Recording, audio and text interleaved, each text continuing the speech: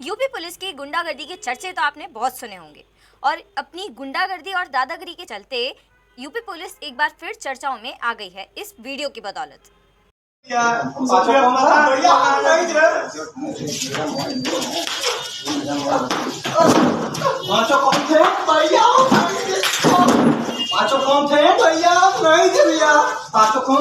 जी हाँ, इस वीडियो में आप साफ तौर पर देख सकते हैं कि थाना इंचार्ज कितनी बेरहमी से एक छात्र के बाल पकड़ कर उसे घसीट घसीट कर हाथ में लाठी लिए मार रहा है और छात्र के बार बार कहने पर भी छात्र की एक नहीं सुन रहा है, जबकि लगातार छात्र बजरंग बली की कसम भी खा रहा है और माफ़ी भी मांग रहा है, लेकिन थाना इंचार्ज साहब के कानों में तेल डला हुआ है, उन्हें कुछ सुनाई नहीं दे रहा है। दरअसल पहले आपको पूरा मामला बता देते हैं। ये वीडियो वाराणसी के संकट मोचन पुलिस चौकी का बताया जा रहा है और वीडियो में जो निर्दयी दरोगा दिख रहे हैं उनका नाम नवीन चतुर्वेदी बताया जा रहा है। बताया जा रहा है कि लगभग एक हफ्ता पहले दो छात्र गुटों में मारपीट हुई थी और उसी केस के बारे में इन छात्रों को थाना बुलाया गया था, लेकिन लगता है कि दरोगा जी के हाथों में बहुत ज़्यादा ही खलबली मची हुई थी, इसलिए दरोगा जी कानून के सभी नियम तोड़कर बिना पूछताछ किए अपनी गुंडागर्दी दिखाने लगे। सवाल तो ये उठता है कि आखिर यूपी पुलिस की गुंडागर्दी दिन ब दिन बढ़ती क्यों जा रही है? आखिर क्यों योगी जी की पुलिस के हौसले इतने बुलंद हो रहे हैं कि पुलिस को अब कानून के नियम और कायदे भी दिखाई नहीं दे रहे हैं? बिहार के आगामी चुनाव को लेकर चुनावी सरगर्मी बेहद तेजी से बढ़ती हुई नजर आ रही है और इसी सरगर्मी के चलते सीएम नीतीश कुमार के बेटे को लेकर जेडीयू प्रमुख लालू प्रसाद का बयान भी सामने आया है। दरअसल रविवार के दिन अपने करीबी सहयोगी दिव्यंगत डॉक्टर चंद्रिका प्रसाद यादव की श्रद्धांजलि सभा में शामिल होने के लिए और डॉक्टर चंद्रिका प्रसाद यादव को श्रद्धांजलि देने के बाद जब उनसे चुनाव के बारे में सवाल किए तो उन्होंने आत्मविश्वास के साथ कहा कि 2025 में तेजस्वी यादव के नेतृत्व में सरकार बनेगी और आगे उन्होंने कहा कि जनता मौजूदा सरकार से पूरी तरह उब चुकी है और बदलाव चाहती है। जनता अब एक नई सरकार चाहती है जो उनके हितों की रक्षा करे और ये कार्य तेजस्वी यादव के नेतृत्व में उनकी सरकार बनने के बाद करेंगे और बिहार को आगे ले जाएंगे। साथ ही जब नीतीश कुमार के बेटे के बारे में जब लालू प्रसाद जी से सवाल पूछा गया तो उन्होंने संक्षिप्त में जवाब देते हुए कहा कि हाँ आ रहे हैं से मतलब है निशांत कुमार राजनीति में आ रहे हैं। और लालू यादव जी के इस बयान के बाद बिहार की राजनीति में अंदर ही अंदर हड़कंप मच गया है। खैर आगे जो होगा वो देखा जाएगा, फिलहाल आप अगली खबर देखिए।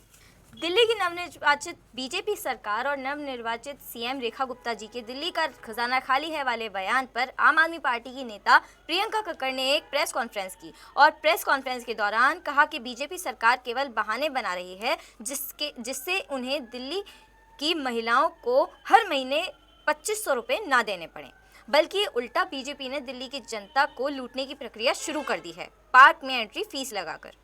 साथियों, हमारे बड़े बुजुर्ग ठीक कहते थे कि पूत के पांव पालने में ही दिख जाते हैं और इसका सीधा उदाहरण हमें देखने को मिल रहा है जो भाजपा की नई सरकार आई है दिल्ली में। जैसे ही नवनिर्वाचित मुख्यमंत्री रेखा गुप्ता जी शपथ लेती हैं तो सबसे पहले झूठ बोलती हैं कि दिल्ली का तो खजाना ही खाली है और इनकी ऐसा बोलने की मंशा ये थी कि कैसे दिल्ली की जनता को लूटा जाए। और इनका पहला प्लान जो सामने आया है वो ये है कि अब दिल्ली के पार्क्स में भाजपा ने एंट्री फीस लगा दी है। ये बेहद निंदनीय है। इस फीस को भाजपा को वापस लेना चाहिए क्योंकि सरकार का काम होता है लोगों को एनकरेज करना, पार्क में आने के लिए प्रोत्साहित करना। पार्क वो जगह है जहां लोग अपने स्वास्थ्य को दुरुस्त रखने के लिए आते हैं। बसपा पार्टी की राष्ट्रीय अध्यक्ष और उत्तर प्रदेश की पूर्व मुख्यमंत्री मायावती अब राजनीति में अपना कमबैक करती हुई नजर आ रही हैं। जी हां, मायावती जी का एक बड़ा बयान सामने आया है उनके भतीजे को लेकर। दरअसल बसपा पार्टी में ही अंदर घमासान युद्ध चल रहा है क्योंकि मायावती जी ने एक बड़ा फैसला लेते हुए अपने भतीजे आकाश और आनंद को पार्टी के सभी पदों से हटा दिया गया है। और ये फैसला आकाश के ससुर सिद्धार्थ के निष्कासन देने के बाद का दूसरा सबसे बड़ा फैसला बताया जा रहा है। और साथ ही बसपा सुप्रीमो ने कहा कि अब मैंने खुद ही यह फैसला लिया है कि मेरे जीते जी मेरी आखिरी सांस तक अब पार्टी में मेरा कोई भी उत्तराधिकारी नहीं होगा। जिस फैसले का पार्टी के लोगों ने दिल से स्वागत किया। उन्होंने कहा कि मेरे लिए पार्टी व मूवमेंट पहले हैं, भाई बहन, उनके बच्चे तथा अन्य रिश्ते नाते आदि सभी बाद में हैं। हरियाणा से कांग्रेस की कार्यकर्ता हिमानी नरवाल की दर्दनाक हत्या पर अलग अलग सवाल उठ रहे हैं। वहीं हिमानी के घरवालों ने यह मांग भी की है कि जब तक हिमानी के गुनहगारों को पकड़ा नहीं जाता और मामले पर सख्त कार्रवाई नहीं की जाती, तब तक हिमानी नरवाल के शव का अंतिम संस्कार नहीं किया जाएगा। अपील करती हूँ मैं हुड्डा साहब से, आशा हुड्डा से, उनके बहुत नजदीक थी मेरी बेटी, कि मेरी बेटी को मतलब न्याय नहीं मिलेगा तो मैं अपनी बेटी का संस्कार नहीं करेंगे। साथ ही हिमानी नरवाल की हत्या के बाद उनकी मां का जो बयान सामने आया है, उसमें उनकी मां के आरोप हैं कि कांग्रेस के किसी भी नेता ने उनसे संपर्क बनाने की कोशिश नहीं की है। पुलिस से क्या बात हुई है आपकी? पुलिस, क्योंकि आप लोग लगातार कह रहे हैं प्रशासन आप लोगों की मदद नहीं कर रहा है। जतिन जी भी ये कह रहे थे कि कांग्रेस की तरफ से भी कांग्रेस की तरफ से कुछ है, प्रशासन तो खड़ा है, घर पे भी है, यहाँ भी है, प्रशासन क्या करे? ये तो जितना इनके हाथ में वो करेंगे। आप चले जाओ पुलिस लाइन में, वहाँ पे खड़े हो जाओ। जी, तो आपको किसी पे शक? हमारे पे किसी पे शक नहीं है। हम ये है जो कांग्रेस पार्टी से जुड़े हुए, मतलब कोई हो सकता है, ठीक है, कोई भी, क्योंकि मतलब बहुत की नजरों में खटक रही थी उसकी, मतलब वो अब ये जो 2 इलेक्शन हुए इनसे पहले मतलब इतना नहीं था, उसके बाद और ज्यादा खटक गया।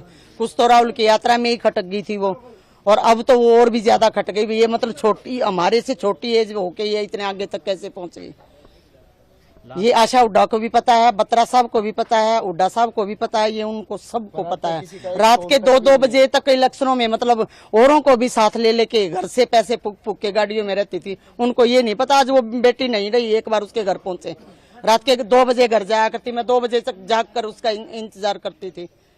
सबको घर भेज के, सबको खाना वाना खिला के, जो लेडीज उसके साथ रहती उनके घर के बच्चों का भी पैक करवा के दे के होटलों पर से जब वो घर जाती थी। उनको ये नहीं पता अब कि भाई वो नहीं रही, एक बार उसके घर पहुंचे। आशा हुड्डा को कॉल लगाया था मैंने, फोन नहीं उठाया मेरा। और आप हमारी कॉलोनी में देख लो जाके। लास्ट आपकी आंटी कब बात हुई थी उनसे, और कभी उन्होंने कुछ बताया कि? उसने कुछ नहीं बताया, उसने मेरे को सिर्फ ये बताया था 27 तारीख को 4 बजे तक मैं उसके साथ थी यहाँ। मैं दिल्ली 4 बजे निकली हूँ, मैं बस में बैठने के बाद फिर कॉल आया उसका, वहाँ मैंने बस दिल्ली बाईपास से बस पकड़ लिया, मैं जा ली हूँ। फिर मेरी रात को बात हुई है, उसने मेरे को बोल दिया था अगले दिन के लिए, मम्मी 28 हुड्डा साहब का प्रोग्राम है, मैं कल बात नहीं कर सकूंगी, मैं खाली होंगी तो मैं खुद फोन करूंगी। मैं सारा दिन इंतजार करती रही। रात को मैंने कॉल किया तो उसका फोन बंद था। सुबह कॉल किया तो उसका 2 बार खुला, कॉल फॉरवर्ड पता नहीं क्या बोल रहे थे 2 बार, उसके बाद फिर स्विच ऑफ आ रहा था। ये 10 बजे की बात है। 3 बजे के बाद मेरे पास मतलब थाने से फोन गया था, तब हम वहाँ आ गए। बस मेरे को इतना ही पता और मुझे कुछ नहीं पता।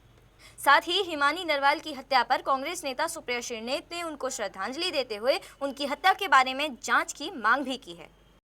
हरियाणा से हिमानी नरवाल की हत्या की जो दर्दनाक खबर आई है उसको सुनकर मैं स्तब्ध हूँ। ये बेहद दुखद घटना है और मैं ईश्वर से प्रार्थना करती हूँ कि हिमानी के परिवार को इस अथाह दुख को सहने की शक्ति और संबल दे। इस पूरे जघन्य अपराध की, इस पूरे मामले की एक उच्च स्तरीय जांच होनी चाहिए और कोई भी दोषी हो उसको कड़ी से कड़ी सजा ऐसी दी जाए कि नजीर बन सके। हिमानी का शव जिस तरह से मिला है वो किसी को भी सिहरा देगा, भयावह है वो। और इस पूरे प्रकरण से एक बात साफ है कि हरियाणा में कानून व्यवस्था का कोई नाम ही नहीं है। अपराधी बेखौफ घूम रहे हैं और बेखौफ अपराध कर रहे हैं और महिला सुरक्षा दम तोड़ चुकी है। मैं पुनः मांग दोहराती हूं कि हिमानी के साथ जो जघन्य अपराध हुआ और उसकी जो निर्मम हत्या हुई उसकी उच्च स्तरीय जांच हो और उसके दोषियों को तुरंत सजा दी जाए। इस वीडियो में अभी बस इतना ही। अपने विचार सुझाव हमें कमेंट करें, वीडियो को ज्यादा से ज्यादा शेयर करें, लाइक करें। देखते रहिए वर्ल्ड हेडलाइन। नमस्कार।